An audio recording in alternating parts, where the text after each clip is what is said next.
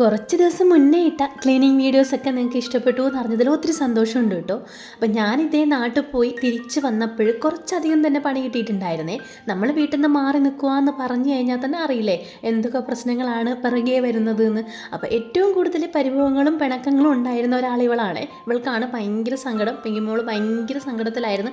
അതുപോലെ ഭക്ഷണമൊന്നും കഴിക്കാതെ മെലിഞ്ഞ് പരിപാടി ആയിട്ടുണ്ട്. ഇനി അവളെ ഒന്ന് ഉഷാറാക്കി എടുക്കണം, കൂടെ ഞങ്ങളുടെ വീടും ഉഷാറാക്കി എടുക്കണം എന്ന് പറയാം. അകത്ത് കുറച്ച് പരിപാടികൾ ഉണ്ടായിരുന്നു. നമ്മൾ വിഷുവിന് മുന്നേ അവിടെ ക്ലീൻ ചെയ്തുകൊണ്ട് വലിയ പ്രശ്നങ്ങളില്ല എന്ന് പറയാം.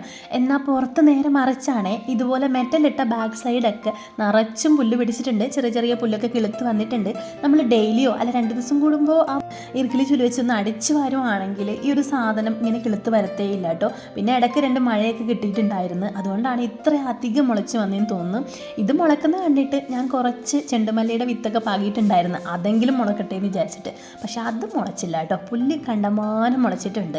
അപ്പം നമുക്ക് ക്യുക്കായിട്ട് ഇവിടെ ഒന്ന് ക്ലീൻ ചെയ്യാം. ക്യുക്ക് എന്ന് പറയുമ്പോൾ നിങ്ങൾ കാണിക്കുമ്പോൾ ക്യുക്കാണ്. ഞാനിത് കുറച്ചധികം സമയം എടുത്തിട്ട് തന്നെയാണ് ക്ലീൻ ചെയ്തിട്ടുണ്ടായിരുന്നത്.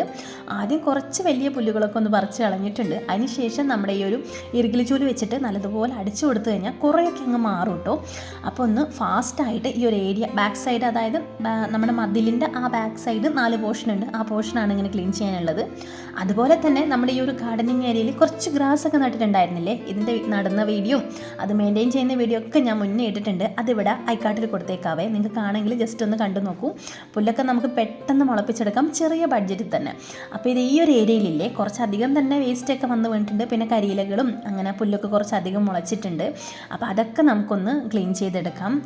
ഞാൻ ക്യുക്കായിട്ട് കാണിക്കുമ്പോൾ നിങ്ങൾക്ക് കാണാനൊരു ഇൻട്രസ്റ്റ് ആയിരിക്കും, പക്ഷേ ചെയ്യാൻ അത്ര സുഖമില്ല കേട്ടോ. നല്ല പണിയെടുത്തിട്ട് തന്നെയാണ് ഇതൊക്കെ ചെയ്യുന്നത്. അപ്പോൾ പുല്ലൊക്കെ ഒന്ന് കട്ട് ചെയ്ത് കൊടുത്തിട്ടുണ്ട്. അതുപോലെ അവിടെ ഉണ്ടായിരുന്ന ഇലകളും കരിയിലകളൊക്കെ ഒന്ന് മാറ്റിയിട്ടുണ്ട്. ഇനി ഇത് ഈ ഒരു സൈഡില്ലേ ഞാൻ വന്ന വഴിക്ക് തന്നെ ഇവിടെ ചെടികളുണ്ടായിരുന്നു. അവിടെ നിന്ന് ഒരു തവളയും ഒരു പാമ്പും ഇറങ്ങിപ്പോയിട്ടുണ്ടായിരുന്നു. അത് കണ്ടപ്പോൾ ചെറിയൊരു പേടിയായിട്ടോ.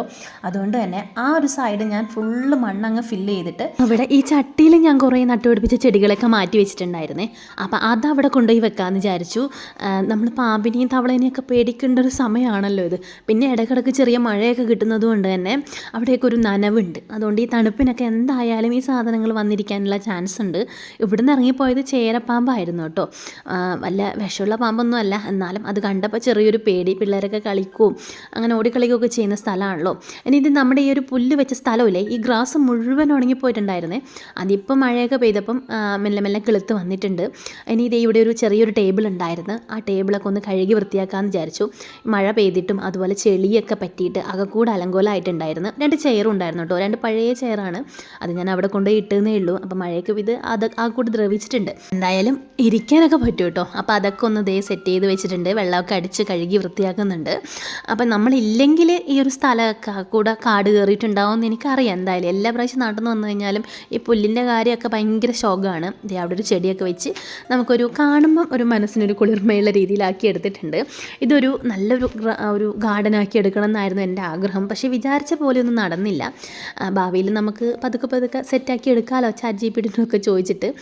അപ്പോൾ ഇതാണ് എൻ്റെ ആ ഒരു കുഞ്ഞു ഗ്രാസ് ഏരിയ, ഗാർഡൻ ഏരിയ എന്നൊക്കെ പറയുന്നത്. ഇത്രയും കാര്യങ്ങൾ ചെയ്തപ്പോൾ തന്നെ കുറേയൊക്കെ ആശ്വാസമായിട്ടുണ്ട് കേട്ടോ. പുറമേയുള്ള കാര്യങ്ങളൊക്കെ ഏകദേശം തീർത്ത് വെച്ചിട്ടുണ്ട്. ഞാൻ അകത്തോട്ട് കയറിയിട്ട് ബാക്കിയുള്ള കാര്യങ്ങളൊക്കെ ചെയ്യാനുണ്ട്. നമ്മുടെ നാട്ടിൽ പോയപ്പം ഈ പിങ്കിക്കൊച്ചിനായിരുന്നു ഏറ്റവും സങ്കടം ഉണ്ടായിരുന്നത്. അവളായിരുന്നു ഭയങ്കരം എന്ന് പറയുന്നത്. നമ്മളെ കാണാതെ നമ്മൾ കൂടുതലുള്ള പെറ്റ്സ് അങ്ങനെയാണല്ലോ. നമ്മളെ കണ്ടിട്ടില്ലെങ്കിൽ അവർക്ക് ഭയങ്കര ബുദ്ധിമുട്ടാണല്ലോ. ഇനി ഞാനില്ലേ നിങ്ങളെ ഒരു പ്രൊഡക്റ്റ് പരിചയപ്പെടുത്താട്ടെ.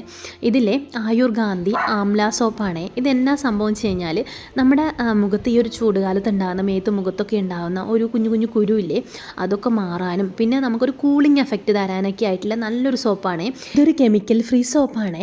മാത്രമല്ല ഇതിൽ പതക്ക് വേണ്ടി ഉപയോഗിക്കുന്നത് സോപ്പിൻ കായാണ്. നമ്മൾ പണ്ടത്തെ ആൾക്കാർക്കൊക്കെ അറിയാം ഈ സോപ്പിൻ കായുടെ പ്രത്യേകതകളൊക്കെ.